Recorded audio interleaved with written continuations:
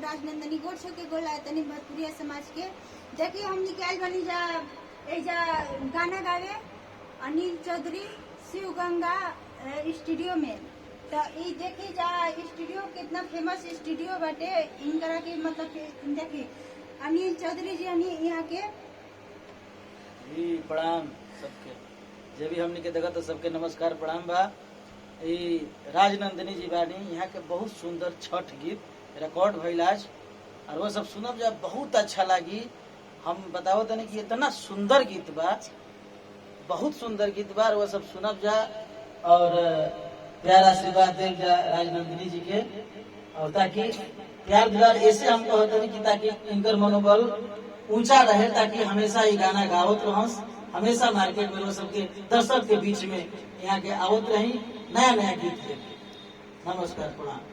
हमनी के तो बहुत अच्छा लगा था। आप सब कमेंट में बताइए कि कैसा लगा था। हमनी के स्टूडियो से गा कर बहुत बहुत फेमस बहुत लोग गा कर यहाँ से जहाँ दूर दूर के आदमी आते के पोस्टर पर कैमरा दिखा दी और नंबर भी दिखा दी। जगह जगह गावे के बाद नंबर लेके अपन गा सकता आके दो नंबर के बीच बगल में बाटे बक्सर आ देखिए स्टूडियो बहुत फेमस बाटे बहुत अच्छा बाटे। यहाँ के वही पूजा सिंह कॉमेडियन गाना भी सिंगर गाना गाने जा हमनी के देखी जा कि कमेंट में बताई जा कि हमनी के गाना सुने के मिली एनडी ऑन कॉमेडी पर हमनी के चैनल पर गाना सुने के मिली रौरा सबके वही पर हम गाना अपन छोड़ी ना।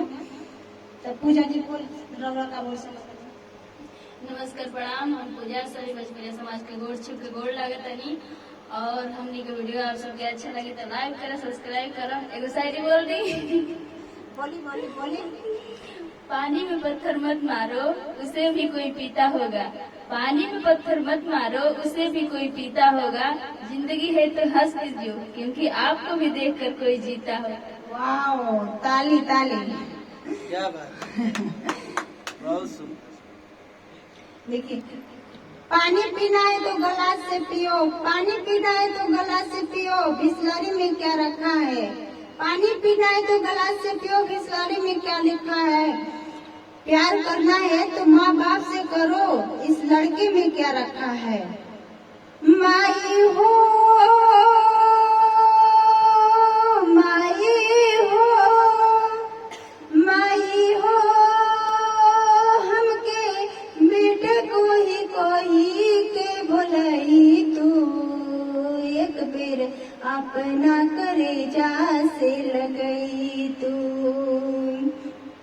देखी जा हमनी के ब्लॉग एगो वीडियो बनावत तनी जा कमेंट में बताई जा कि कैसन हमनी के वीडियो लागता।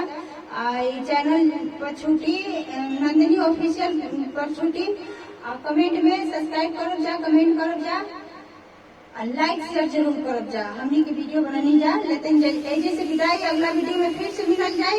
By by.